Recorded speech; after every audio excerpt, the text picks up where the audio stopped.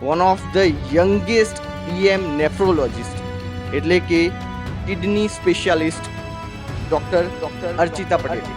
મેં એક વસ્તુ નક્કી કરી હતી કે મારે નેફ્રોલોજિસ્ટ જ બનવું છે.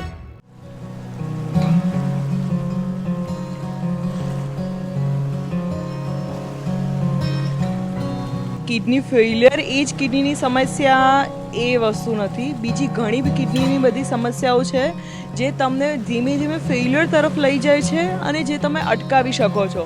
પણ કિડની અંગેની સમસ્યા કોઈ ઊભી થાય તો એના શું સિમ્ટમ્સ શું દેખાય? કિડની માટે છે ને સિમ્ટમ્સ માઇલ્ડ જનરલી હોય છે. પગમાં સોજા ચડવા, પછી પેશાબ ફીણવાળો થવો, પેશાબમાં બળતરા થાય કે લાલ પેશાબ થાય કે પેશાબનો બીજો રંગ બદલાઈ જાય, રેગ્યુલરલી જતા હોય એના કરતાં ઓછો પેશાબ થાય, અથવા અને ડાયાબિટીસના પેશન્ટને હોય છે કે ઠીક છે ડાયાબિટીસ જ છે, દવા લઈએ છે, વાંધો નથી, કોઈક વાર પગ ફૂલે છે, ઠીક છે વાંધો નથી, પણ એ વસ્તુ એટલી વ્યાજબી નથી. ડાયાલિસિસ વસ્તુ જનરલી તમારી કિડની છે એ નેચરલી ફિલ્ટર છે. એ બોડીમાંથી જે ખરાબ તત્વો છે એને બહાર કાઢી નાખે છે. પણ જ્યારે એ ફેલ થઈ જાય છે, એ કામ નથી કરતી, આઈધર ટેમ્પરરી આઈધર પરમેનન્ટ, ત્યારે આપણે ડાયાલિસિસ કરવું પડે છે. એક સલાહ એવી આપવામાં આવે છે કે દવાઓ ઓછી લો તો કિડની સારી રહેશે. ના, એવું નથી. દવાઓ તમને ડૉક્ટર જેટલી સજેસ્ટ કરે એટલી તમારે લેવી જ પડે. મેમ, એવા કોઈ પ્રસંગ કિસ્સા કે જે છપાઈ ગયા હોય આપની પ્રેક્ટિસ દરમિયાન કે એ અમુક યાદોમાંથી બહાર નીકળવું મુશ્કેલ હોય? 10 વર્ષની છોકરીનું જે અમે પર્મ કેથ કહીએ, પરમેનન્ટ ડાયાલિસિસ કેથેટર, છોકરીની વેઇન એટલી પતલી હતી કે ફિસ્ચ્યુલા ના બની શક્યું. તો એ પર્મ કેથ નાખતા હું રડી ગઈ હતી કે મેં એવું તો એક્સપેક્ટ નહોતું કર્યું કે આ છોકરી 3 જ વર્ષમાં મારી નજર સામે જ. કોઈ વાર રંજ રહી જાય છે કે હું બચાવી ના શકી? એવું ઘણી બધી વાર રહી જાય છે કે અમે અમારું પૂરું 100% આપ્યું તો બી કેમ ના થયું. હવે એ વસ્તુ અમને અંદર ને અંદર બહુ જ ફ્રસ્ટ્રેટ કરે છે.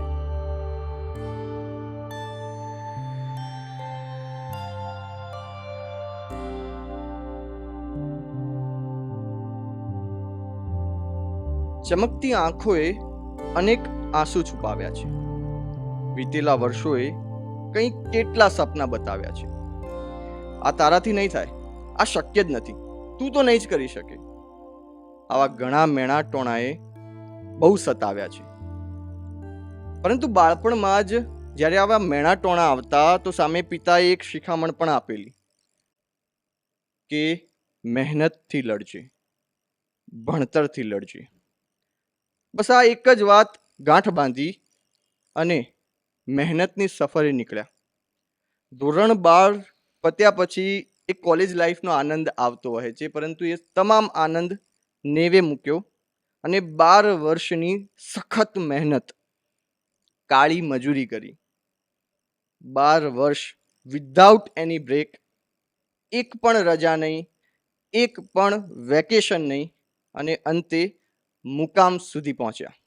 આજે આપણે જે વ્યક્તિત્વને મળી રહ્યા છીએ એ છે one of the youngest DM nephrologist એટલે કે kidney specialist doctor Archita Patel.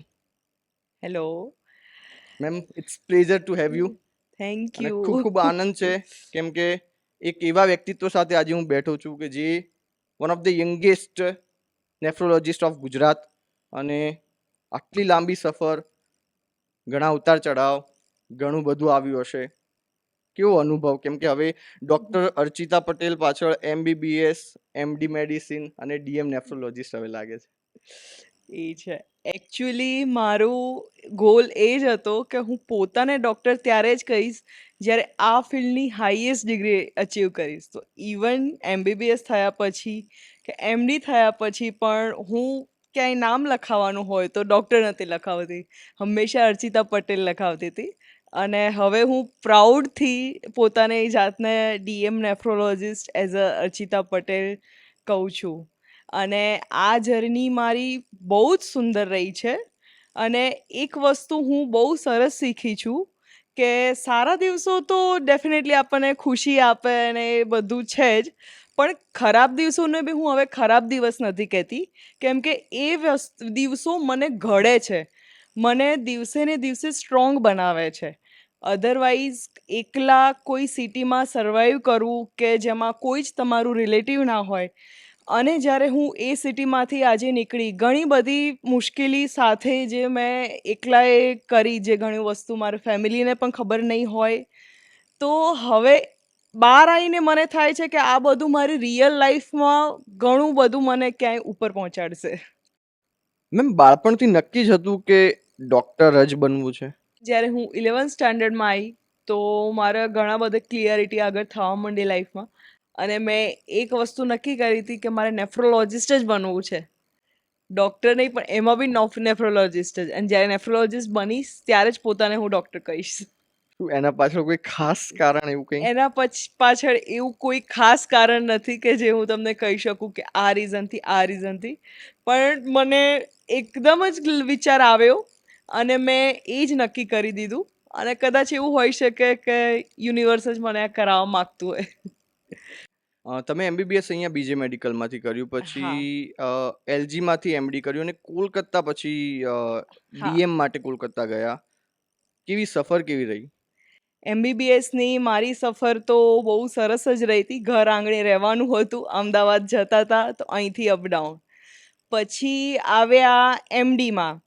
એમડીમાં ગયા ત્યારે એલજી હોસ્પિટલમાં. હવે એમડીના સમયમાં તો હોસ્ટેલમાં જ રહેવાનું હોય. તો ફર્સ્ટ ટાઈમ થોડું હોમ સિકનેસ ને બધું રહેતું હતું.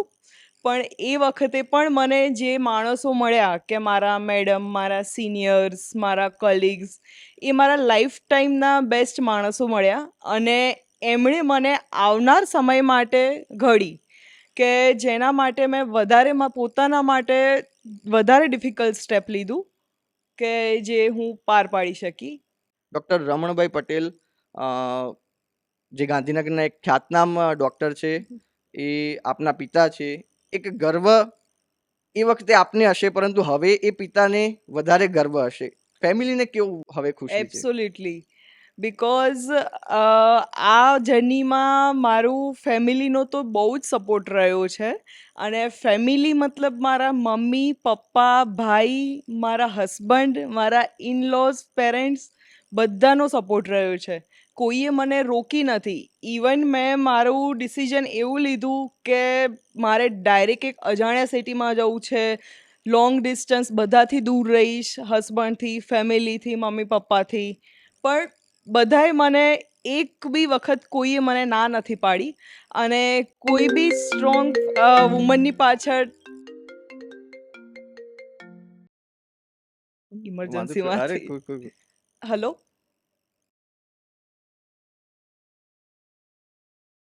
આટલી મોટી જર્ની પછી એક મુકામ સુધી પહોંચ્યાનું પોતાની જાતને ગર્વ તો હોય જ, પરંતુ એ કરતાં પણ વધારે ફેમિલીને ગર્વ વધારે હોય અને એમાં પણ જો ફાધર ડૉક્ટર હોય એ સમજી શકતા હોય કે આટલી બધી મહેનત પછી આ મુકામ મળે છે, તો એ ગર્વ કેવો?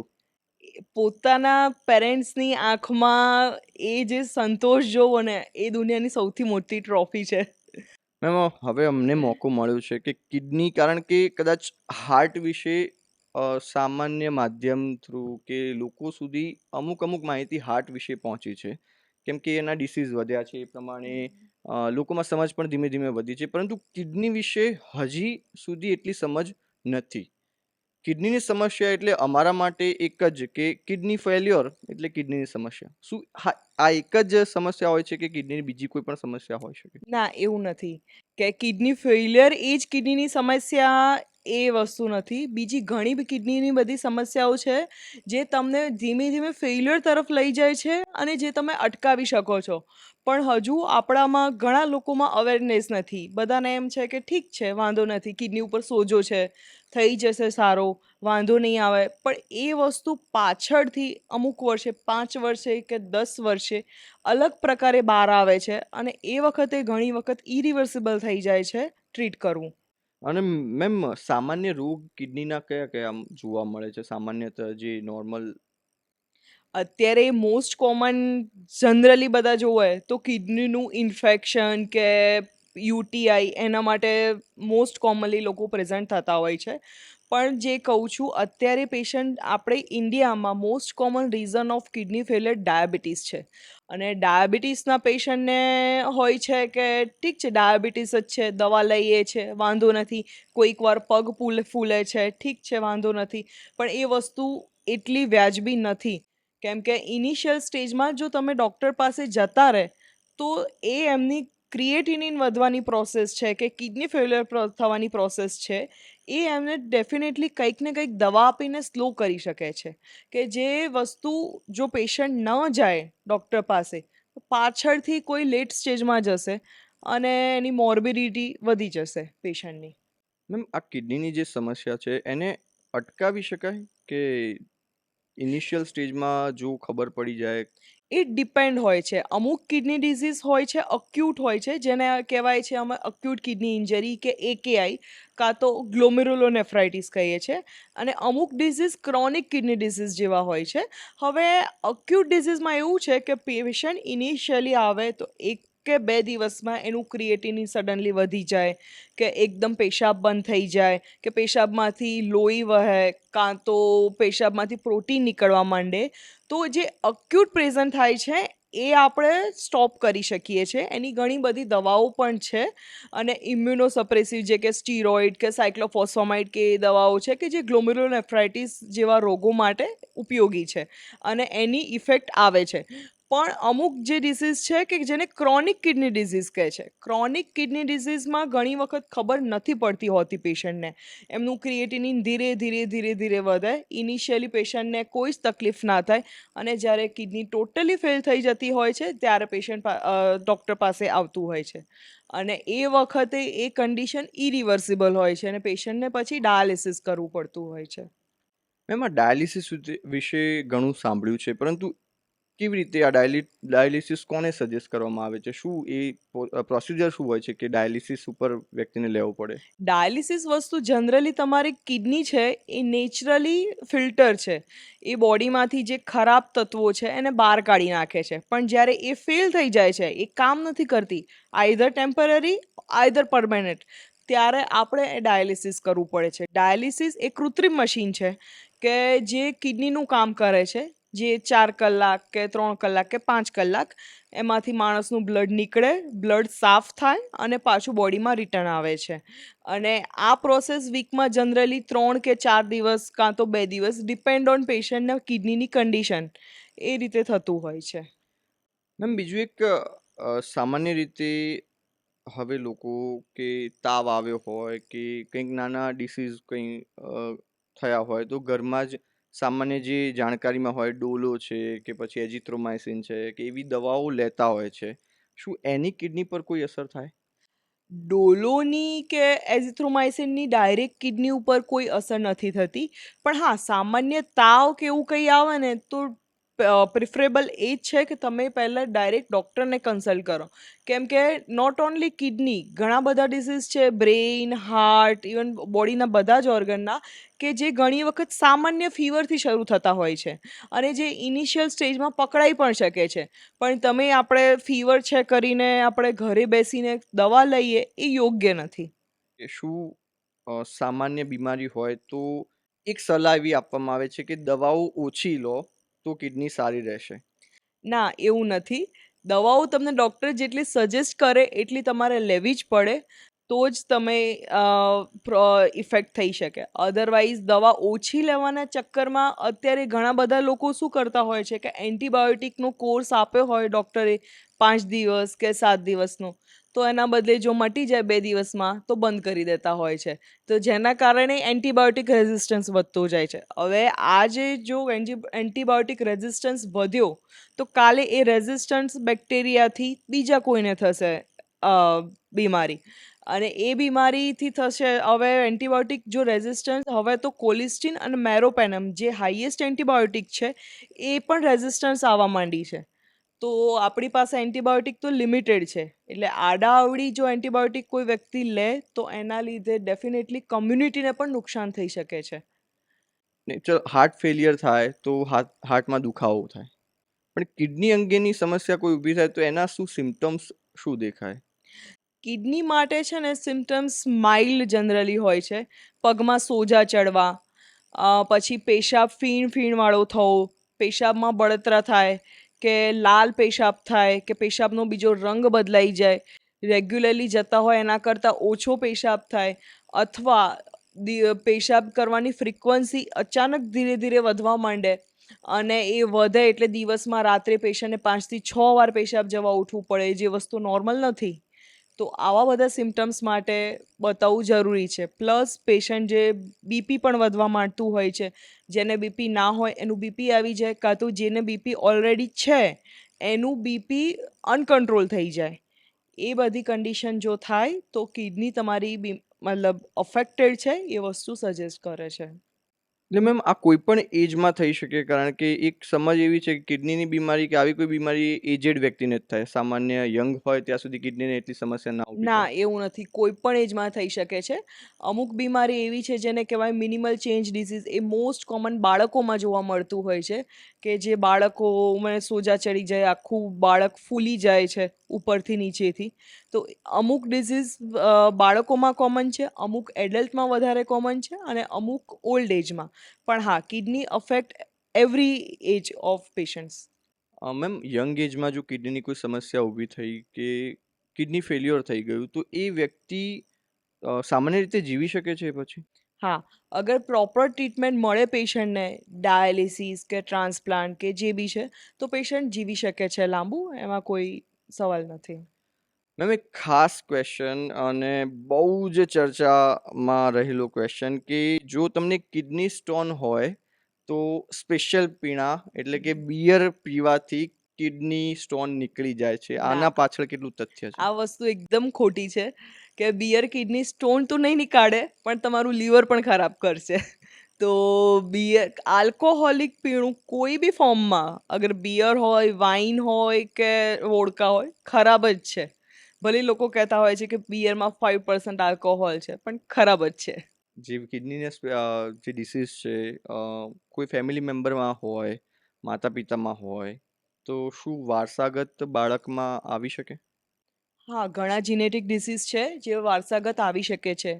અમે એક કિડની ડિસીઝ જેમને કહીએ છીએ એડીપીકેડી, ઓટોઝોમલ ડોમિનન્ટ સિસ્ટિક કિડની ડિસીઝ. તો એ વસ્તુ એવી છે કે પાછલી પેઢીમાં આવે જ છે. એટલે હવે એ વસ્તુ પ્રોસેસ ખબર પડી જાય તો એને સ્લો ડાઉન કરવાની ઘણી દવાઓ આવી ગઈ છે કે જેને આપણે સ્લો ડાઉન કરી શકાય. પણ હા, બધા જ જીનેટિક ડિઝીઝ માટે નથી. અમુક જીનેટિક ડિઝીઝ છે એ એની પ્રોસેસમાં થાય કે જેમાં ટ્રાય કરી શકીએ, we can try to control symptoms, but જે પ્રોસેસ છે એ આગળ વધવાની છે. મેમ એવા કયા ડિસીઝ છે જે માતા પિતામાં હોય તો એમના કિડ્સને એ ખ્યાલ રાખવો જ જોઈએ કે આ શક્ય છે કે આ ડિસીઝ થઈ જ શકે છે? અગર માતા પિતાને આ સિસ્ટિક કિડની ડિસીઝ હોય, કિડનીમાં વધારે પડતા સિસ્ટ હોય, કાં તો માતા પિતાનું એવી હિસ્ટ્રી હોય કે અમુક 50 અરાઉન્ડ એજમાં કિડનીના કારણે એક્સપાયર થઈ ગયા હતા, ડાયાલિસિસ લાગ્યું હતું, તો એ પેશન્ટે તરત ડૉક્ટરને કન્સલ્ટ કરવું જોઈએ, કેમ કે આ ડિઝીઝ માટે સ્લો ડાઉન કરવા માટે ટ્રીટમેન્ટ છે. અને ઘણા એવા બીજા ડિસીઝ છે, કન્જનાઇટલ ડિસીઝ કહેવાય છે, જે અંદર પાછલી પેઢીમાં ઓફસ્પ્રિંગમાં જતા હોય છે. પણ એ અમુક ડિસીઝ માટે ઓપરેશન કે યોગ્ય સારવાર ઇનિશિયલ સ્ટેજમાં થઈ જાય તો વાંધો નથી આવતો.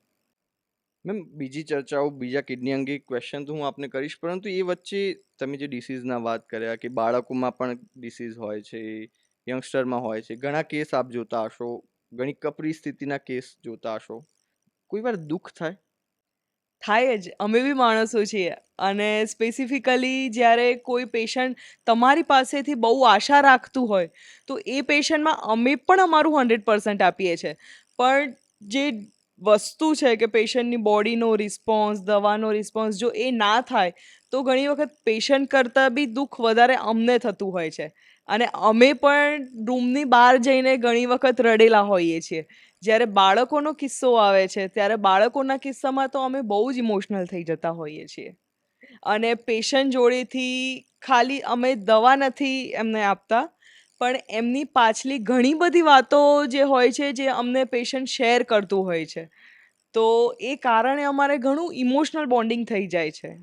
પણ ઘણીવાર મેડમ એવું પણ થતું હશે, કારણ કે આપ જાણકાર છો, ખબર છે કે હવે શું આગળ સ્થિતિ થવાની છે, અને કદાચ એવી સ્થિતિ કે જે સ્પષ્ટ કહેવી પડતી હશે કે કેટલું જીવન બચ્યું છે એના ફેમિલી મેમ્બરને, કે કદાચ ડાયરેક્ટ પેશન્ટને. એવી સ્થિતિ કેવી રીતે હેન્ડલ કરો છો? હવે ઇનિશિયલ સ્ટેજમાં તો હું પહેલાં જ હતી તો ઘણું મારું સ્ટ્રેટ ફોરવર્ડ નેચર હતું. પણ પછી આગમાં આવ્યા પછી હું પેશન્ટને હવે ધીરે ધીરે અમે ડાયરેક્ટ નથી કહેતા હોતા. કેમ કે કોઈ બી ચાલતા ફરતા વ્યક્તિને એવું કહી દેવું તમારી પાસે આવે અને એવું કહી દેવું કે તમારું કિડની ખરાબ છે, કે તમે આડવી બીમારી છે, કાલ ઉઠીને તમારે વીકમાં 3 વખત ડાયાલિસિસ કરવું પડશે, હવે તમે પહેલાંની જેમ નહીં રહી શકો, એ વસ્તુ આઘાતજનક છે. એ વસ્તુ અમે કદી હવે ડાયરેક્ટ બોમ્બ નથી ફેંકતા હોતા. ધીરે ધીરે વ્યક્તિને સમજાવવું પડે છે, કેમ કે વ્યક્તિ ડિનાયલ ફેઝમાં જતું રહે. અને જે ફિઝિકલ સ્ટ્રેસ તો હોય છે જ, એમાં અમે વધારે મેન્ટલ સ્ટ્રેસ આપવા નથી માગતા. તો રિલેટિવને થોડું થોડું અમે કહીએ અને પછી ધીરે ધીરે પેશન્ટને રેડી કરતા હોઈએ છીએ કે આવનાર પરિસ્થિતિ મેન્ટલી એક્સેપ્ટ કરી શકે એના માટે. મેમ, એવા કોઈ પ્રસંગ, કિસ્સા કે જે છપાઈ ગયા હોય આપની પ્રેક્ટિસ દરમિયાન, કે એ અમુક યાદોમાંથી બહાર નીકળવું મુશ્કેલ હોય? હા, એવા બહુ બધા છે અને હું સ્પેસિફિકલી બહુ જ ઇમોશનલ થઈ જાઉં છું મારા કોઈ બી પેશન્ટને લઈને. તો ઘણી બધી વસ્તુઓ છે જે મારા મગજમાં છપાઈ ગઈ છે. હું જ્યારે ડીએમની પ્રેક્ટિસ કરતી હતી કોલકાતામાં, ત્યારે એક ફિમેલ હતી, અરાઉન્ડ 22 યર એજની ફિમેલ હતી. પ્રેગ્નન્સી હતી, પછી ડિલિવર થઈ ગયું, એને બેબી આવ્યું હતું, એક સરસ ક્યુટ લિટલ ગર્લ હતી. અને એને સડનલી બીજા જ દિવસે કિડની ફેલિયર થઈ ગયું હતું. યંગ પેશન્ટ હતી, 22 વર્ષની છોકરી, ઇનિશિયલી સિરિયસ હતી, ડાયાલિસિસ કર્યું, આ તે. 20-25 દિવસ પછી થોડી સેટલ થઈ. સેટલ મતલબ કે ચાલી શકે, કે હવે અમે એમને ઇન્જેક્શન્સ બહુ બધા ચાલતા હોય, ઓછા કરી દીધા હોય અને વેન્ટિલેટરની બહાર આવી ગઈ હતી. હવે જનરલી બધા કિસ્સામાં મેં એવું જોયેલું છે કે પેશન્ટને આવું થાય, સ્પેસિફિકલી પત્નીને, ત્યારે પતિ છોડી દેતા હોય છે, કે ઘરવાળા હસબન્ડને ના પાડતા હોય છે કે રહેવા દે, તું પાછળ ના કરીશ. કેમ કે લેડીઝની પાછળ જનરલી એનું ફેમિલી, એના મમ્મી પપ્પા છોકરીના જતા હોય છે. પણ આ કિસ્સો એવો હતો કે એ વખત કિસ્સામાં એના હસબન્ડે એના બચ્ચાનું મોઢું પણ એના પત્ની માટે 2.5 મહિના સુધી નહોતું જોયું. એનું બચ્ચું જન્મ્યા પછી ઇનિશિયલી 2-3 દિવસ એનઆઈસીયુમાં રાખ્યા પછી એને ડિસ્ચાર્જ કરી દીધું હતું. તો હસબન્ડના મમ્મી પપ્પા બચ્ચાને લઈને જતા રહ્યા હતા, દૂર ગામડે રહેતા હતા. અને હસબન્ડ એણે 2.5 મહિના સુધી પત્નીની સેવા કરી છે. 2.5 મહિના સુધી એને એક જ ટી-શર્ટમાં જોયો છે અને સામાન્ય નોકરી જ કરતો હતો. કદાચ 10,000 રૂપિયા કમાતો હશે અને ડેફિનેટલી ગવર્મેન્ટ હતું એટલે ઘણું બધું ફ્રી જ થતું હતું. પણ અમુક વસ્તુઓમાં પેશન્ટના જે રિપોર્ટ અમારે બહાર કરાવવા પડે, એનો ખર્ચો થતો. પણ એ વ્યક્તિ કોઈ બી ખર્ચો, કેટલા બી લાખો સુધીનો ખર્ચો કરવા રેડી હતો. અને એ પેશન્ટ માટે એટલું બી રેડી હતો કે જો મારી પત્ની માટે કિડની આપવાની હોય ને તો હું પહેલો આપી દઈશ.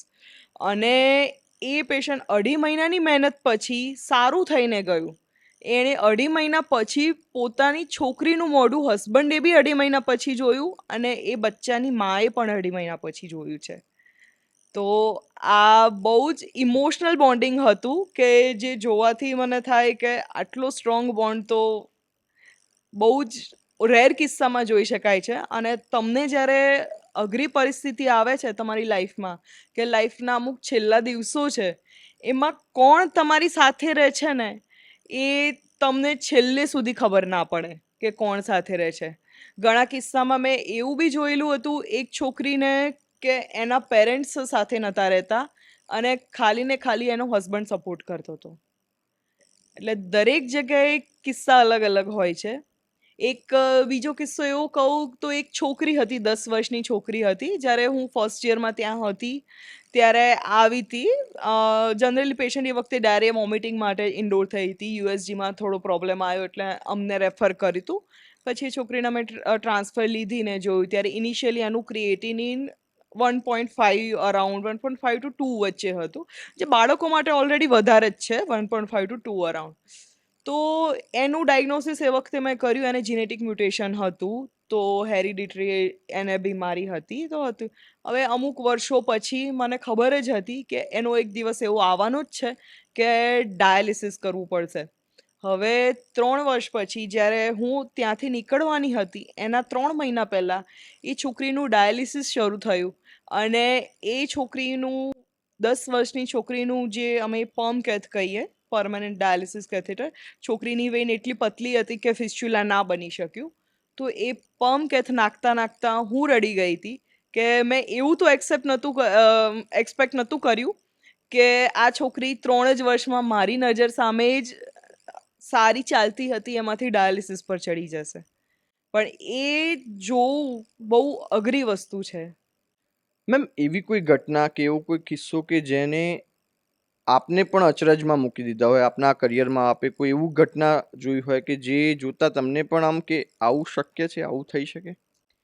હા, એવો એક કિસ્સો છે. જ્યારે હું એલજી હોસ્પિટલમાં એમડી કરતી હતી, ત્યારે એક પેશન્ટને મોટર ન્યુરોન ડિઝીઝ કરીને એક બીમારી હતી.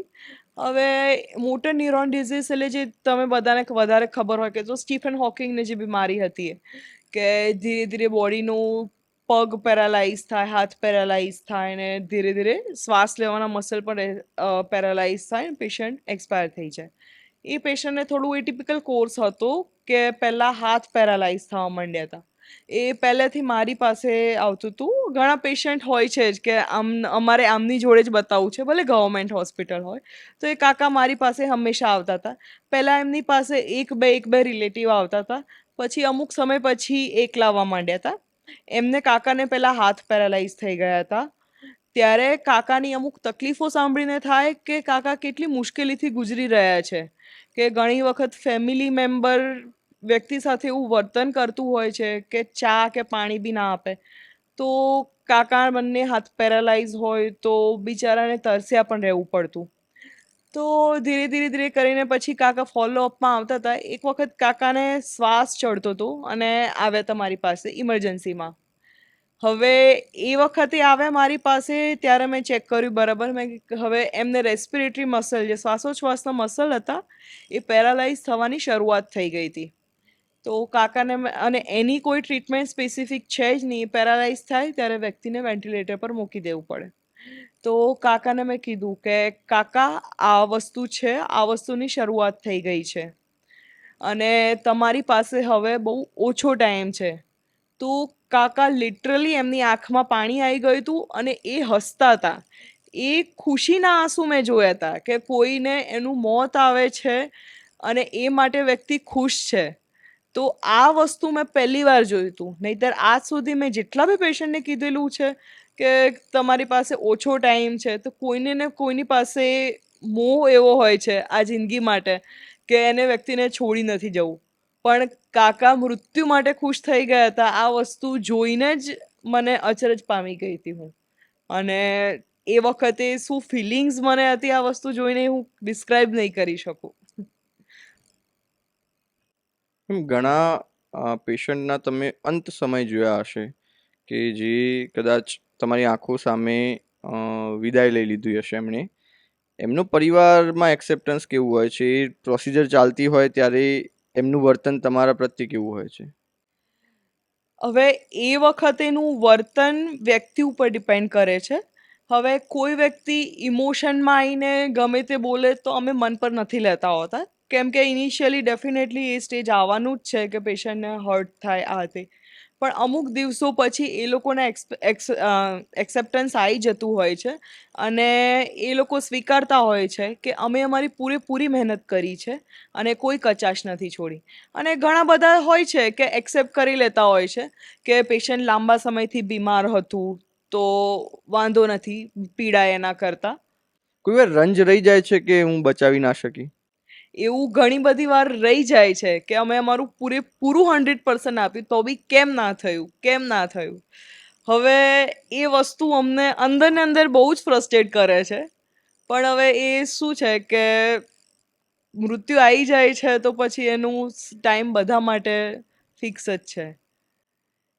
અને મેમ એવા કોઈ કિસ્સા કે જેમાં પેશન્ટને આશા છોડી દીધી હોય કે હવે આ પેશન્ટ હવે લગભગ સર્વાઈવ નહીં કરી શકે અને મિરેકલી એ સર્વાઈવ કરી જાય અને અનએક્સપેક્ટેડલી જેવું ના વિચાર્યું એવું રિકવર થઈ જાય? એવા બહુ ઓછા કિસ્સા છે. જ્યારે હું એમડીમાં હતી ત્યારે અમુક પેશન્ટ એવા હતા કે એક પેશન્ટ આઈસીયુમાં હતું. અમને કોઈ જ આશા નહોતી કે આ પેશન્ટ બચશે બી ખરું. પેશન્ટ 1.5 મહિનાથી વેન્ટિલેટર પર હતું અને કોઈ અમારામાંથી આશા નહોતું રાખતું કે આ બચશે. પણ હા, બધા એમનું ટ્રીટમેન્ટ વાઇઝ જે છે એ ચાલુ રાખતા હતા. કેમ કે ટ્રીટમેન્ટ બંધ કરવું એટલે યુથેનેશિયા ટાઈપ કહેવાય. એટલે એ કોઈ ના કરે. પણ મિરેકલી ધીરે ધીરે પેશન્ટ 2 મહિને બહાર આવી ગયું. તો એ જ્યારે ઊભું થયું ત્યારે કોઈ ઓળખી બી નહોતું શકતું કે આ જ્યારે આવ્યું હતું ત્યારે એ જ પેશન્ટ હતું. એટલે મિરેકલ્સ હોય છે, બટ એ હવે બહુ ઓછા કેસીસમાં થતા હોય છે. મેમ હવે મારે આપનું શેડ્યુલ જાણવું છે, કારણ કે એક ડીએમ નેફ્રોલોજિસ્ટનું જીવનશૈલી કેવી હોય છે, શેડ્યુલ કેવી રીતે હોય છે, કારણ કે આટલું ભણ્યા પછી કદાચ હવે થાક ખાવાનો સમય તું નહીં જોતા આપણી પાસે. કારણ કે અત્યારે હાલ જ જેમ જોયું એમ તમે 10 મિનિટ બેઠા એમાં 2 ફોન આવી ગયા અને તમારા પેશન્ટ સાથે કઈ દવા આપવી કઈ ના આપવી મગજમાં સતત ચાલતું રહેતું હશે કે આ પેશન્ટ અહીંયા છે, આ ટ્રીટ કરવાનું છે. કેવી રીતે આખો દિવસ કેવી રીતે જાય છે? સવારે વહેલા ઉઠી જઈએ 8 વાગે. ઇમરજન્સી આવે તો એ જઈએ, અધરવાઇઝ ઓપીડી શરૂ થાય. બપોરના ટાઈમમાં જમીને પાછું કોઈને કોઈ ફોન આવે એટલે જતા રહેવું પડે છે. અને આ ઇમરજન્સી એકચ્યુઅલી ગમે ત્યારે આવી જાય છે. રાત્રે વચ્ચે એક દિવસ પહેલાં એવું થયું હતું કે રાત્રે 12 વાગે ફોન આવ્યો હતો, તો 12 વાગે જતા રહ્યા. અને બીજા દિવસે સવારે 7:30 પ્રોસિજર હતી. હવે 12 વાગે જેના માટે ગયા છે એ પેશન્ટનું ફોલોઅપ લેતા ઇવન ફોન પર બી રાત્રે 2 વાગી જાય છે. પણ કદાચ જે મહેનત કરી હતી એ પછી હવે મજા આવતી હશે. મજા એ આવે છે કે જ્યારે પેશન્ટ સાજું થાય છે, કે ખુશ થઈને જાય છે. બાકી એ જે લાવો છે એની મોઢા ઉપર ખુશી જોઈ એને કોઈ કમ્પેરેબલ નથી. મેમ હવે સર્વસામાન્ય ક્વેશ્ચન કે પાણી કેટલું પીવું જોઈએ? કારણ કે આના ઘણા બધા મિથ, ઘણી બધી ચર્ચાઓ છે કે 4 લીટર પાણી પીવો, 2 લીટર પીવો, 6 લીટર પીવો. શું સાચું માપદંડ શું હોઈ શકે? એવું કોઈ માપદંડ નથી. પાણી વસ્તુ એ છે કે તમને કોઈ ડિઝીઝ હોય ત્યારે તમને તમારા ડૉક્ટર જ સજેસ્ટ કરશે કે આટલું પીવો કે આટલું પીવો. જેમ કે અમુક ક્રોનિક કિડની ડિસીઝમાં પહેલેથી કહી દેશે કે ઓછું પીવો, કાં તો સ્ટોનમાં અમુક ને કહી દેશે કે વધારે પીવો. પણ નોર્મલ વ્યક્તિ છો તમે, તમને કોઈ પ્રોબ્લેમ નથી, તો તમને તરસ લાગે એટલું પીવો. જબરદસ્તી બોડીને કોઈ લોડ આપવાની જરૂર નથી. કેમ કે બોડીની થર્સ્ટ મિકેનિઝમ એટલી સારી છે ને કે સહેજ બી જો આગા પાછી થશે ને તો તમારી તરસ જ તમારું બોડીનું પાણી બધું સંપૂર્ણ રીતે બેલેન્સ કરી લેશે. કે તો તમને કોઈ ડિઝીઝ હોય ને ડૉક્ટર સજેસ્ટ કરે વધારે કે ઓછું એ વસ્તુ અલગ છે, પણ નોર્મલ વ્યક્તિને કોઈ એવી જરૂર નથી. પેલું ઇન્સિસ્ટ કરવામાં આવે પેલા એલાર્મ મૂકીને કે હવે પાણી દર ના કલાકે એવું પાણી પીવો. ના એવું નથી. તમારી બોડીની જ્યારે તમને તરસ લાગે ત્યારે તમે પાણી પી લો તો ઇટ્સ ઓકે છે.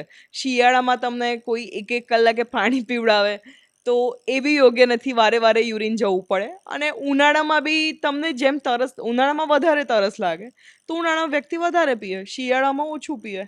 હું પોતે શિયાળામાં ઘણી વખત 700-800 ml જ પીતી, એનાથી પણ ઓછું પીતી. તો એ depend on season and thirst mechanism છે. પણ બોડીને એવું લોડ આપવાની જરૂર નથી કે બ્રેઇનને બી એવું ના લોડ અપાય કે મારે કિડની સાજી રાખવા માટે એને પાણી પીવું છે. મેમ જીમ કલ્ચર ધીમે ધીમે વધી રહ્યું છે, લોકો જીમમાં જઈ રહ્યા છે, હાર્ટ ડિસીઝ એનાથી જોઈ રહ્યા છે કે અમુક એવા ડિસીઝ કે જે જરૂર નથી એના કરતાં વધારે ઓવરલિફ્ટિંગ કરે, વેઇટ લિફ્ટિંગ કરે, એનો હાર્ટ પર અસર થતી હોય છે. બીજું એક એ પણ થઈ રહ્યું છે કે BCAA, પછી ક્રિએટિનિન, સ્ટીરોઇડ્સના ઇન્જેક્શન, પ્રોટીન પાવડર, આ બધા વધી રહ્યા છે. શું આની અસર ભવિષ્યમાં કિડની પર જોવા મળશે? એકચ્યુઅલી જે પેશન્ટ લોકો લે છે પ્રોટીન, ક્રિએટિનિન, ઇટ્સ ઓકે. અગર એ એડલ્ટરેટેડ ના હોય તો. અત્યારે બજારમાં મિશ્રણવાળી વસ્તુઓ બહુ જ મળે છે કે જે લેબ ટેસ્ટિંગ સિવાય ખબર ના પડે. હવે એમાં કયું મિશ્રણ, કઈ ધાતુ મેળવેલી છે એ તમને ખબર નથી. એ કિડની ઉપર ડેફિનેટલી અસર કરી શકે છે. જો શુદ્ધ હોય તો શુદ્ધનો કોઈ સવાલ નથી, પણ એક વસ્તુ છે જે સ્પેસિફિકલી પેશન્ટે ના જ કરાય, એ કોઈ બી વ્યક્તિએ, નોટ ઓનલી પેશન્ટ, કે સ્ટીરોઇડ ઇન્જેક્શન્સ. જીમમાં લોકો મસલ બનાવવા માટે સ્ટીરોઇડ ઇન્જેક્શન્સ લેતા હોય છે. એ એનાબોલિક સ્ટીરોઇડ ઇન્જેક્શન બહુ જ ખરાબ છે. ઇવન મારા જ કિસ્સામાં, ડીએમના કિસ્સામાં, મેં એક વ્યક્તિ એવો જોયેલો. હવે જીમમાં જતા હોય એટલે તો સરસ બોડી હોય, યંગ હોય, કદાચ 32-33 વર્ષની ઉંમર હશે એની. હવે એનું બીપી રહેતું હતું 250. અને એ આવ્યો તો એ વખતે કિડનીનું ક્રિએટિનિન હતું 3.5. બહુ રીઝન શોધ્યું આની પાછળ આઈડિયા ના આવ્યો. પછી પૂછ્યું એક દિવસ કે જીમમાં જાઓ છો કે ઇન્જેક્શન્સ લો છો, તો એમણે હિસ્ટ્રી આપી અમને. તો એનું અમને રીઝન પછી બાયોપ્સી કરી તો એ ખબર પડી કે આ જીમમાં જે સ્ટીરોઇડ ઇન્જેક્શન લેતો હતો એના કારણે એમને FSGS કરીને બીમારી થઈ ગઈ હતી કિડનીની, એ કારણે. અને એ બીમારી રિવર્સિબલ નથી. જે ક્રિએટિનિન 3 થઈ ગયું, FSGS થઈ ગયું, એ વસ્તુ એમની રિવર્સિબલ નહોતી. તો એ પેશન્ટ, હું જ્યારે ફર્સ્ટ યરના એન્ડિંગમાં હતી ત્યારે આવ્યું હતું, અને અત્યારે પેશન્ટ ડાયાલિસિસ પર છે. તો એ ફક્ત ને ફક્ત ઇન્જેક્શન્સ યુઝ કરવાથી, બીજું કંઈ નહીં. બીજું મેમ એક કે ચા, કોફી અને સોફ્ટ ડ્રિંક એ કિડની પર અસર કરે કોઈ? ચા કોફી નથી કરતા, ચા કોફી બરાબર છે, પણ સોફ્ટ ડ્રિંક વસ્તુ બહુ જ ખરાબ છે. સોફ્ટ ડ્રિંક એ શુગરનું સૌથી ખરાબ ફોર્મ માનવામાં આવે છે. અને સોફ્ટ ડ્રિંક પીવાથી કિડની રિલેટેડ અફેક્ટ છે ત્યારે કે જ્યારે વ્યક્તિને બહુ તરસ લાગે છે, અને તરસ લાગે ત્યારે આવા શુગરી ડ્રિંક પી લે છે. તો એ વખતે કિડની ઉપર ખરાબ ઇફેક્ટ થાય છે, અને એ કારણે લોંગ ટર્મ બીમારી થઈ શકે છે, CKD-U કરીને. જેમ કે અમુક પેસિફિક રિજનના એક અમુક પટ્ટા એવા હોય છે કે જ્યાં શુગરની ખેતી થતી હોય કે, તો વ્યક્તિને મતલબ તરસ લાગે તો આવા શુગરી ડ્રિંક પી લે કે ડાયરેક્ટ શુગર કન્ઝ્યુમ કરે. તો એના કારણે એ પેશન્ટોમાં CKD-ની પણ બીમારી વધારે હતી. તો પછી ખબર પડી કે આ વસ્તુના લીધે છે. તો સોફ્ટ ડ્રિંક તો બહુ જ ખરાબ, not only kidney but liver, heart and every organ માટે સોફ્ટ ડ્રિંક ખરાબ છે. શું એવી કોઈ ફૂડ હેબિટ કે જે લાઈફસ્ટાઈલમાં અત્યારે વણાઈ ગઈ છે, જેમ કે જંક ફૂડ છે કે બીજા અમુક એવા પદાર્થો મળ્યા હતા અમુક એવી મોટી મોટી પ્રોડક્ટમાં જે બાળકો પણ કન્ઝ્યુમ કરી રહ્યા છે, શું એવી ફૂડ હેબિટના કારણે ભવિષ્યમાં કિડનીના રોગો વધશે? હા, એકચ્યુઅલી વસ્તુ એ છે કે બહારની અત્યારે મળવાવાળી દરેક વસ્તુ તમે જુઓ તો પામ ઓઇલમાં બનાવેલું હોય છે. ઘણા જે ડાયટ ખાખરા કે ડાયટ ચિપ્સ કે એ જુઓ તો પેકેટ તમે ઊંધું કરીને જુઓ તો એમાં પામ ઓઇલ હોય છે. શુગર દરેક વસ્તુમાં હોય છે. એટલે અને ઘણું બધું હોય છે જે અખાદ્ય પદાર્થો અંદર ઉમેરેલા હોય છે, અમુક એડિટિવ્સ ને બધું. તો જેના કારણે ડેફિનેટલી કિડની પર તો ઇફેક્ટ થાય છે, પણ સાથે સાથે વ્યક્તિની આ બધું ખાવાથી ઓબેસિટી વધી રહી છે. પહેલાંના જમાનામાં આટલી ઓબેસિટી નહોતી, અને અત્યારે ઓબેસિટીનું પ્રમાણ ઘણું વધી ગયું છે. તો ઓબેસિટીના કારણે ઇન્સ્યુલિન રેઝિસ્ટન્સ થાય છે, અને જેના કારણે કિડની અને હાર્ટ અને બ્રેઇન દરેક ઓર્ગન પર અફેક્ટ થઈ રહ્યું છે. બીજું એક આપણે ગુજરાતનો જે કચ્છ સાઈડનો પટ્ટો છે કે દરિયા સાઈડનો પટ્ટો છે, ઉત્તર ગુજરાત સાઈડનો પટ્ટો છે, એ થોડો ખારો પટ છે, અને પાણી થોડું ખારાશવાળું, ક્ષારવાળું પાણી લોકો કન્ઝ્યુમ કરતા હોય છે રેગ્યુલરલી. શું એ ક્ષારવાળું પાણી કન્ઝ્યુમ કરવાથી એમને કિડનીમાં કોઈ સમસ્યા જોવા મળશે? એ ક્ષારવાળું પાણી, વધારે પડતા ક્ષારવાળું પાણી કન્ઝ્યુમ કરવાથી સ્ટોનના ચાન્સીસ વધી જાય છે. અને એ જોવા બી મળે છે કે અમુક એરિયામાં કે રહેતા હોય એ લોકોને સ્ટોન વધારે હોય છે. એ ડિપેન્ડ કરે છે. હા, એટલે પાણીમાં વધારે પડતું ક્ષારવાળું હોય તો અફેક્ટ કરતું હોય છે બોડીને. ઓકે. હવે વર્ક લાઈફ બેલેન્સની એક જોરદાર વાત ચાલી રહી છે, અને એમાં મહદઅંશે લોકો ઊણા નથી ઉતરતા, કેમ કે વર્કનું સ્ટ્રેસ, ચિંતા, બીજા ફેમિલીની ચિંતા, ઘણી બધી સ્ટ્રેસ લઈને ચાલતા હોય છે. એનું ઘણી રીતે ઓબેસિટી પાછળ પણ સ્ટ્રેસ જવાબદાર ક્યાંક જોવા મળે છે. હાર્ટના ડિસીઝ પાછળ પણ સ્ટ્રેસ હવે જવાબદાર જોવા મળે છે. શું કિડનીમાં પણ પાછળ સ્ટ્રેસ જવાબદાર છે? સ્ટ્રેસ, મેન્ટલ સ્ટ્રેસ એવું કહેવા જેવું તો એવું ડાયરેક્ટ જવાબદાર નથી. બટ જો સ્ટ્રેસના લીધે વ્યક્તિને પછી ઓવર ઇટિંગ અમુક લોકો કરતા હોય છે, ઓબેસિટી હોય, કન્ઝ્યુમ કરે શુગરી ફૂડ, ઓઇલી ફૂડ, તો ડેફિનેટલી એની લોંગ ટર્મ ઉપર અસર થાય જ છે. ઓબેસિટીના કારણે ડાયાબિટીસ અને બીપીની બીમારી વધે છે, જે કિડનીને એટ ધ એન્ડ અફેક્ટ કરે જ છે. અ, તમાકુ અને સિગરેટ મીન્સ સ્મોકિંગ જે કરતા હોય અને આલ્કોહોલિક હોય, શું સ્પેસિફિક એના કારણે કોઈ કિડનીનો ડિસીઝ ડેવલપ થાય? આલ્કોહોલમાં જે અમુક મિશ્રણવાળું હોય તો એના કારણે થઈ શકે. જે એકચ્યુઅલી બિયર તમે હમણાં પહેલાં વાત કરી, બિયર વ્યક્તિ બહુ બધી પી લે તો બિયર પોટોમેનિયા કરીને એક બીમારી છે કે જેમાં સોડિયમ વ્યક્તિનું ઓછું થઈ જાય, સેન્સેશન એના અલ્ટર થઈ જાય, જે ઇલેક્ટ્રોલાઇટ ડિસઓર્ડર છે, તો એ થઈ શકે છે. સ્મોકિંગના લીધે ડાયરેક્ટલી કિડનીમાં અફેક્ટ થાય છે કે અમુક નોડ્યુલ્સ અંદર બની જતા હોય છે કે જે લોંગ ટર્મે અફેક્ટ કરે, વેરી લોંગ ટર્મે. પણ સ્મોકિંગ એને અફેક્ટ કરે એના પર પહેલાં લંગ અને હાર્ટ પર અફેક્ટ કરી જવાનું છે. અને તમાકુ બી ટોબેકો છે, એકચ્યુઅલી ડાયરેક્ટલી ઇફેક્ટ નથી કરતું, પણ બોડીના જે બીજા ઓર્ગનને અફેક્ટ કરશે એટલે કરશે જ. એકચ્યુઅલી આપણું જે બોડી છે એ આખો એક પરિવાર ટાઈપ છે, હેપી ફેમિલી રીતે બધા ઓર્ગન સાથે મળીને કામ કરે છે. એટલે તમાકુ જો આને નહીં કરે તો બીજા કોઈને અસર કરશે, તો ઇનડાયરેક્ટલી એની ઇફેક્ટ આના ઉપર આવશે. બીજું એક મેમ, જે ખરાબ બોડી હોય, કોઈ બીમારી હોય, તો અત્યારે એક નવું ચલણ પણ સામે આવ્યું છે, હર્બલ દવાઓ. કે નોર્મલ રીતે હર્બલ અમુક મિશ્રણના પાવડર, અમુક એવી વસ્તુઓ સીધી કન્ઝ્યુમ કરવાની સલાહ આપી દેવામાં આવે છે.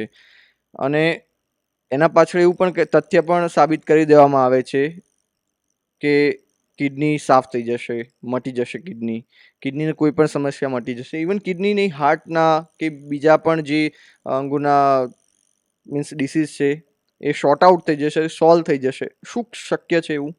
ના, એવું બિલકુલ શક્ય નથી. ઉપરથી ઘણી વખત કોઈ વખત જો એડલ્ટરેટેડ વસ્તુ હશે તો તમારું લીવર, કિડની બંને ખરાબ કરશે. એટલે એ રીતે સેલ્ફ મેડિકેશન તો કદી ના લેવાય. અને કિડની સાફ કરવા માટેનું એવું કંઈ છે જ નહીં. એકચ્યુઅલી મિથ છે કે આપણે આ પીવાથી સાફ થાય કે આ ખાવાથી સાફ થાય. બોડી ઓલરેડી પોતાનું કામ કરી રહી છે અને સાફ સુથરી રીતે જ કરે છે, એટલે એને આપણે વધારે સાફ નથી કરવું. મેમ, એવા કોઈ 5 સિમ્પટમ્સ જે કિડનીની સમસ્યા સૂચવે છે? હા, એક તો બ્લડ પ્રેશર વ્યક્તિનું વધવા માંડે કે જેના કારણે હેડેક થવા માંડે. પછી પગમાં સોજા ચડી જાય, પેશાબ ફીણ-ફીણવાળો થાય, પેશાબમાં લોહી પડે, કાં તો લાલ પેશાબ થાય. તો આ બધી વસ્તુ કિડનીની બીમારી સૂચવે છે. પ્લસ પાછળ બેકમાં લોઅર સાઈડ કિડની એંગલ ઉપર પેઇન થાય, તો આ વસ્તુ સૂચવે છે. પેશાબમાં બળતરા થવી. એવું કોઈ ફૂડ કે જે અવોઇડ કરવું જોઈએ, જો નોટ ઇવન ફોર કિડની પણ બીજા પણ અંગોને જે બહુ ડેમેજ કરે છે, એવું કોઈ ફૂડ કે જે અવોઇડ કરવું જોઈએ? અત્યારે તો એવા બહુ જ બધા ફૂડ થઈ ગયા છે જે અવોઇડ કરવા જોઈએ. અત્યારે બધાને થોડી આદત એવી થઈ ગઈ છે કે અઠવાડિયામાં સન્ડે આવ્યો એટલે બહાર ખાઈએ, કાલે દાબેલી ખાઈ લઈએ, 2 દિવસ પછી વડાપાઉં ખાઈ લઈએ. એ બધું જ અવોઇડ જ કરવું જોઈએ. ઘરનું ખાવાનું બેસ્ટ છે, એ અમે બી કહીએ છીએ. અને હવે એવું થાય કે 30 વર્ષ થયા એટલે હવે બોડીને ફીલ બી થાય છે કે ઘરનું ખાવાનું જ સારું છે. મેમ, જંક ફૂડ, શુગરી ડ્રિંક્સ, આઉટસાઇડનું બધું જે પામ ઓઇલ વાળી વસ્તુ ના જ ખાવી જોઈએ. તમારું ફેવરેટ સ્ટ્રીટ ફૂડ? મારું ફેવરિટ સ્ટ્રીટ ફૂડ દાબેલી છે. પછી એક બીજું એક ડિટોક્સ વોટર અને અમુક પાણીમાં અમુક વસ્તુ નાખીને પીવાથી કિડની સાફ રહે છે, સ્વસ્થ રહે છે. શું આ સાચી વાત છે કે ખાલી આશ્વાસન છે? ના, એ ખોટું છે એ વસ્તુ. હવે ડિટોક્સ વોટરમાં એ લોકો નાખીને કદાચ થોડી લીંબુ કે કાકડી નાખી દે. હવે એ વસ્તુ નેચરલ વસ્તુ છે, એટલે બોડીને તો એનાથી આડઅસર તો નથી જ થવાની. તો લોકો પીતા હોય છે, પણ એવું સાફ નહીં થાય કઈ વસ્તુ કે સાફ થઈ જશે. એટ ધીસ એજ કે કોઈ પણ 20-30 વચ્ચેનો વ્યક્તિ કે જે જોઈ રહ્યો છે આ પોડકાસ્ટ અને કિડની સ્વસ્થ રાખવી છે, વિચારી રહ્યા છે કે કિડનીની કોઈ સમસ્યા ભવિષ્યમાં ના ઊભી થાય, કેવી હેબિટ પાડવી જોઈએ, શું શું કરવું જોઈએ કે આગળ જઈને કિડની સમસ્યાથી બચી શકાય? એટલે મારો પોતાનો જ એક્સપિરિયન્સ હું કહું તો પહેલાં એકચ્યુઅલી હું બહુ જ ઓબેઝ હતી અને મને પોતાને જ અસ્થમા ને એ બધી તકલીફ થવા માંડી હતી વચ્ચે જ્યારે હું કોલકાતામાં રહેતી હતી એકલી રહેતી હતી મારે સ્ટીરોઇડ્સ લેવા પડ્યા હતા પણ પછી મેં મારી જ્યારે લાઈફસ્ટાઈલ ચેન્જ કરી કે જેમાં મારા હસબન્ડે મને બહુ જ સપોર્ટ કર્યો હતો તો એ લાઈફસ્ટાઈલ ચેન્જિંગમાં હેબિટ એ હતી કે ઘરનું જ ખાવાનું છે શુગર મહિનામાં એક વખત થોડું કન્ઝ્યુમ કરતી હતી ડેઈલી એક્સરસાઇઝ તો એના કારણે મારું બોડીની બધી જ સિસ્ટમ રેગ્યુલરલી લાઇન પર આવી ગઈ છે કિડની સ્વસ્થ રાખવા માટે તમારે કરવાનું છે તો એ જ વસ્તુ કરવાની છે કે રેગ્યુલર એક્સરસાઇઝ બહારનું કોઈ ફૂડ ખાવાનું નહીં અને ઘરનું ઠીક છે હું એવું નથી માનતી કે વ્યક્તિ કદી બહારનું ખાય જ નહીં હું પોતે બી કોઈક વાર ખાતી હોઉં છું પણ જે ફ્રિકવન્સી આપણે અઠવાડિયે રાખીએ છીએ ઓછી કરીને મહિને કરી શકીએ છીએ અને હર્બલ લાઈક એવી વસ્તુ કે જેનું કન્ટેન્ટ તમને ખબર નથી કે એ જે ક્લેમ કરે છે કે આ ખાવાથી તમારું આ બહુ અંગ સારું થશે કે તે અંગ એ વસ્તુ કન્ઝ્યુમ ન કરાય અને યંગ લોકો માટે ખાસ જીમની પાછળ ભલે જાય પણ સ્ટીરોઇડ ઇન્જેક્શન કદી ન લેવાય મેમ એવો કોઈ ટેસ્ટ કે જે વિધાઉટ પ્રિસ્ક્રિપ્શન વ્યક્તિ કરાવી શકે અને પોતાની કિડની સ્વસ્થ છે કે નહીં જાણી શકે ડેફિનેટલી એક તો સિરમ ક્રિએટિનિન કરીને જે ટેસ્ટ છે એ જો ડાયાબિટીક પેશન્ટ હોય ને અને નોર્મલ આવે ને તો બી એવરી 4 to 5 યરે કરાવવું જરૂરી છે અને બીજું એક યુરિનનો ટેસ્ટ છે કે યુરિનમાંથી પ્રોટીન કેટલું નીકળે એ સજેસ્ટ કરે છે કે સ્પોટ યુરિન એસીઆર જે ડાયાબિટીક પેશન્ટને કરાવવું જોઈએ પણ ક્રિએટિનિનનો ટેસ્ટ એવરી 5 યરે એટલીસ્ટ મારા મતે કરાવવું જરૂરી છે અને અમારા નેફ્રોલોજીસ્ટ તરફથી અમે એવું સજેશન બી ઘણી વખત ગાયનેક ડૉક્ટરને સજેસ્ટ કરીએ છીએ કે કોઈ બી પ્રેગ્નન્સી આવે છે પ્રેગ્નન્સીવાળું ફિમેલ ત્યારે જનરલી બધા TSH CBC બધા ટેસ્ટ કરાવે છે એમાં એક નવો કિડનીનો ટેસ્ટ બી ઉમેર્યો કે જે સિરમ ક્રિએટિનિન કે જનરલી કદાચ 300 રૂપિયામાં થતો હશે પણ એ વ્યક્તિનું આખું લાઈફ બચાવી શકે છે ઓકે મેમ અમુક એવા મિથ છે કે જે સમજણ છે કે જે કદાચ ભૂલ ભરેલી છે કદાચ સાચી છે સ્પષ્ટતા એમાં ખબર નથી એક તો એમાં સૌથી મોટું કે પરસેવામાં દુર્ગંધ આવે છે યુરિનમાં દુર્ગંધ આવે છે એનો મતલબ કે કિડનીમાં કોઈ ખામી છે શું આમાં પાછળ કોઈ તથ્ય યુરિનમાં દુર્ગંધ આવે છે ને એ વસ્તુ નોટ એ કદાચ કિડની સિવાય બીજી બીમારી પણ સજેસ્ટ કરી શકે છે નોટ ઓનલી કિડની ઘણી વખત શું થાય કે આપણે દવા લઈએ છીએ એન્ટીબાયોટિક લઈએ છીએ તો એ યુરિનમાંથી નીકળશે તો એની સ્મેલ આવવાની છે એ વખતે તો હા તમને સ્મેલ આવે છે કે એવું કંઈ થાય છે તો તમારા ડૉક્ટરને એક વખત તમારે કન્સલ્ટ કરવું જોઈએ એવું નથી કે તમને બીમારી હોય જ હંમેશા બીમારી ના પણ હોય તો પણ એક વખત તમારે કન્સલ્ટ કરવું જરૂરી છે કેમ કે 100માંથી એક વ્યક્તિને કોઈ બીમારી હોઈ શકે છે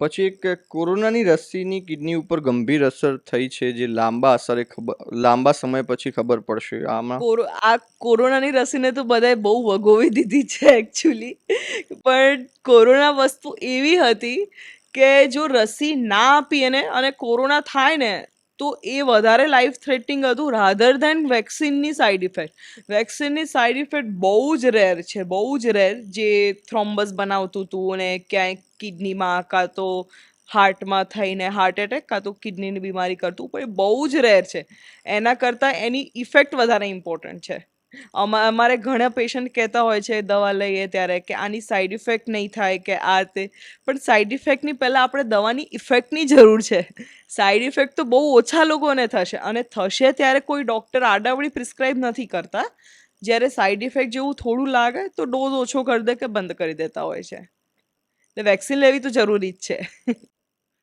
પછી ડાયાલિસિસ એકવાર કર્યું એટલે જીવનભર કરાવવું જ પડે એવું નથી કે અમુક AKI બીમારી છે અક્યુટ કિડની ઇન્જરી છે કાં તો ગ્લોમેરુલોનેફ્રાઇટિસ છે કે જેમાં ઇનિશિયલી કદાચ પેશન્ટને થોડો ટાઈમ ડાયાલિસિસની જરૂર પડે જેમ કે મારો મેં પહેલાં કિસ્સો કીધો હતો પેશન્ટનો એક ફિમેલવાળી કે જેને 2.5 મહિના પછી ડાયાલિસિસ બંધ થઈ ગયું હતું અને અત્યારે બી બહુ જ સરસ ખુશ છે પણ અમુક પેશન્ટ જે ક્રોનિક કિડની ડિસીઝના હોય છે એમને ડાયાલિસિસ કરાવવું જરૂરી છે જો એ ના કરાવે તો એમને બહુ પ્રોબ્લેમ થઈ શકે છે અને ઇવન ડેથ પણ થઈ શકે છે મેમ એક મિથ બ્રેકર રાઉન્ડ કરીએ કે એ મિથ છે કે ફેક્ટ છે, ઓકે. આપ જણાવો. કારણ કે અમુક એવું અમે સ્વીકારી લીધું હોય છે, અમુક કેટલી વાર બોમ્બાર્ડિંગ સોશિયલ મીડિયાથી કે બીજા બધા માધ્યમોથી બોમ્બાર્ડિંગ થયું હોય અને અમે એમ જ માનીએ છીએ કે આ સત્ય છે.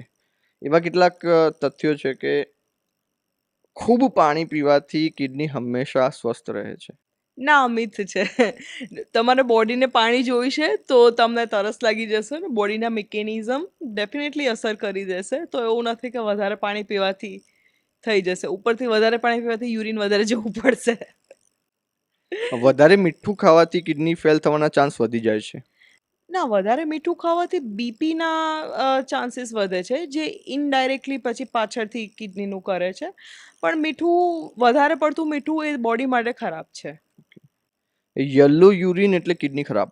ના, યલો યુરિન મતલબ કોન્સન્ટ્રેટેડ યુરિન. તમારે બોડીમાં પાણી ઓછું છે એટલે યુરિન યલો આવ્યું છે કે થોડા પાણીમાં બોડીના વધારે તત્વો નીકળી ગયા છે. એટલે યલો યુરિન મતલબ કોન્સન્ટ્રેટેડ યુરિન કે તમને બોડીમાં પાણી ઓછું છે એ કારણે તમને તરસ લાગી જશે. એકવાર કિડની ખરાબ એટલે સાજી થઈ શકતી નથી. ના, આ મિથ છે. સાજી થઈ શકે છે. જેમ કે એકેઆઈ ડિઝીઝ છે અને ગ્લોમેરુલનેફ્રાઇટિસ છે એ ડેફિનેટલી સારા થઈ શકે છે. અને એકેઆઈ મતલબ આમાં બહુ બધા ઇન્ક્લુડ થતા હોય છે કે સાપ કરડે ને તો પણ ઘણી વખત એકેઆઈ થતું હોય છે. લાઈક કિડનીમાં ઇન્જરી થઈ જાય, ટેમ્પરરી બંધ થઈ જાય. તો પ્રેગ્નન્સીમાં બી થાય છે. પોઈઝનિંગ કોઈ દવા લઈ લે સુસાઇડ માટે તો એ કારણે પણ થતું હોય છે. ઇન્ફેક્શન થયું હોય તો એ કારણે. આ બધી વસ્તુ અમુક મોટા ઘણા અંશે રિવર્સિબલ છે. એકવાર કિડની ખરાબ થાય પછી માણસ લાંબુ જીવી શકતો નથી. એવું નથી. માણસ લાંબુ જીવી શકે છે જો પ્રોપર તમે ફોલોઅપ લે અને ડૉક્ટરની એડવાઇસ લે તો અને ડૉક્ટર કે એ પ્રોપરલી કરે એડવાઇસ ફોલો તો જીવી શકે છે. કિડની ફેલ થવા પાછળ લાઇફસ્ટાઇલ જવાબદાર છે. હા, લાઈફસ્ટાઈલ મોટા અંશે કહી શકું જવાબદાર છે. લાઈફસ્ટાઈલ એટલા માટે because sedentary lifestyle, chill cool કરવાવાળી લાઈફસ્ટાઈલ તમને ઓબેસિટી તરફ લઈ જાય છે. અને ઓબેસિટી એ ઇટસેલ્ફ હવે એક બીમારી કહી શકાય છે કે જે કિડનીને અસર કરે જ છે. વધારે પડતી દવા લેવાથી કિડની ખરાબ થાય છે. ના, દવા તમે જ્યારે ડૉક્ટર પ્રિસ્ક્રાઇબ કરે ત્યારે લેવી જ પડે. એનું કોઈ ઓપ્શન નથી. જો યુરિન નોર્મલ આવે છે તો કિડની સ્વસ્થ જ છે. ના, એવું ના હોય. યુરિન નોર્મલ આવે તો પણ કિડનીમાં ઇશ્યુ હોઈ શકે છે. તમારે ઘણી વખત યુરિનની ફ્રીક્વન્સી વધી જાય તો વ્યક્તિને લાગે કે મને પેશાબ વધારે આવે છે પણ નોર્મલ યુરિન હોય. પણ સ્ટીલ તો પણ કિડનીની બીમારી હોય છે. 90% સુધી કિડની ડેમેજ થાય ત્યાં સુધી પેશન્ટને ખબર નથી પડતી. જે ક્રોનિક કિડની ડિઝીઝ છે ને એમાં એવું થાય છે કે કિડની ક્રિએટિનિન ધીરે ધીરે ધીરે વધે. ઇનિશિયલ સ્ટેજમાં કોઈ ખબર ના પડે અને જ્યારે બહુ ફૂલ બ્લોન થઈ જાય, સિમ્પટમ્સ આવે ત્યારે ખબર પડતી હોય છે. તો હા, ક્રોનિક કિડની ડિઝીઝમાં એવું છે પણ અક્યુટ કિડની ડિઝીઝમાં એવું નથી કે ઇનિશિયલ સ્ટેજમાં જ આપણને ખબર પડી જાય.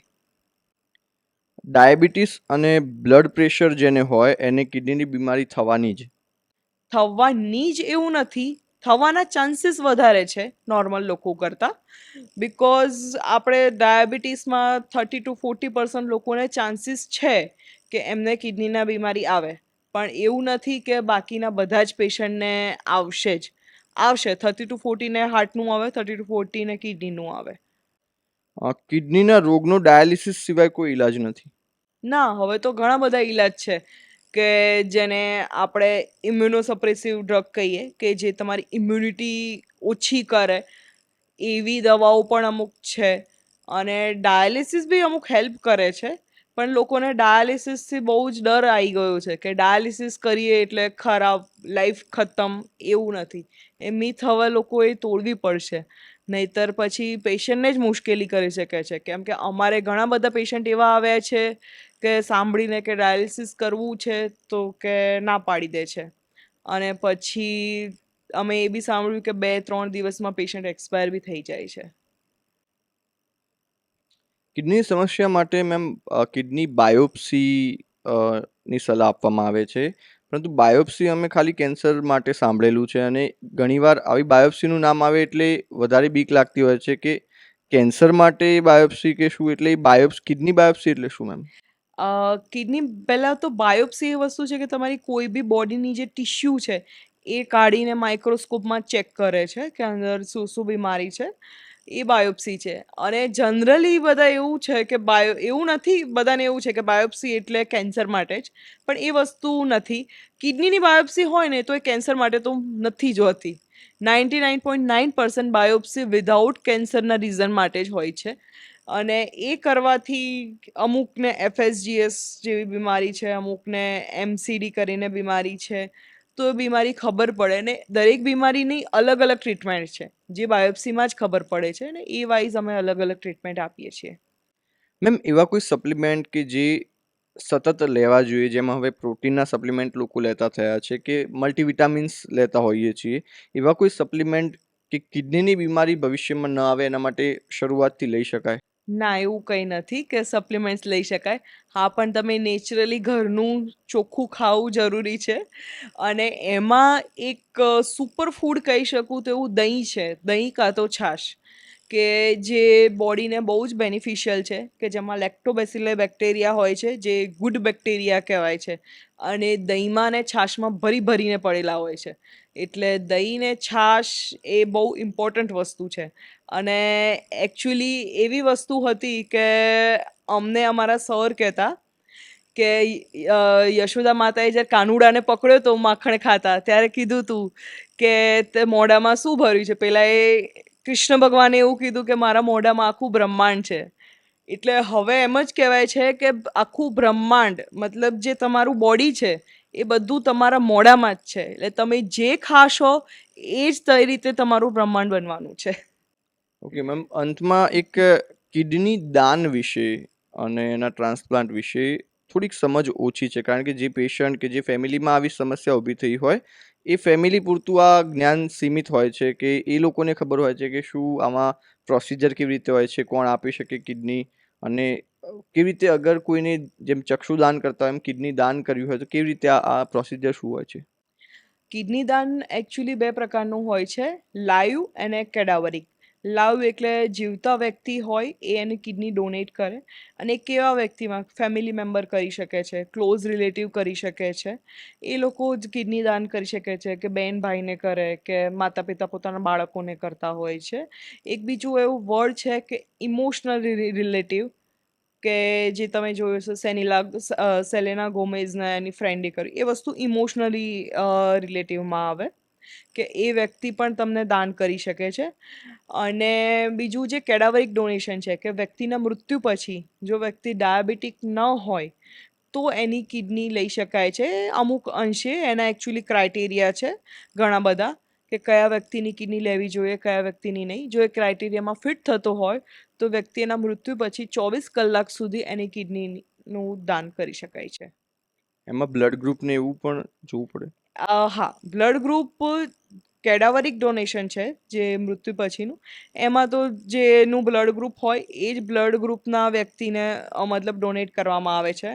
પણ હવે જે લાઈવ ડોનેશન આવી ગયું છે ને, એ બહુ જ એમાં મિરેકલ્સ હવે તો ટ્રીટમેન્ટ આવી ગઈ છે, કે મારું બ્લડ ગ્રુપ એ હોય ને તમારું બી હોય તો ડેફિનેટલી તમારી બોડીમાં એની ઓપોઝિટમાં તો એન્ટીબોડી હોવાના જ છે.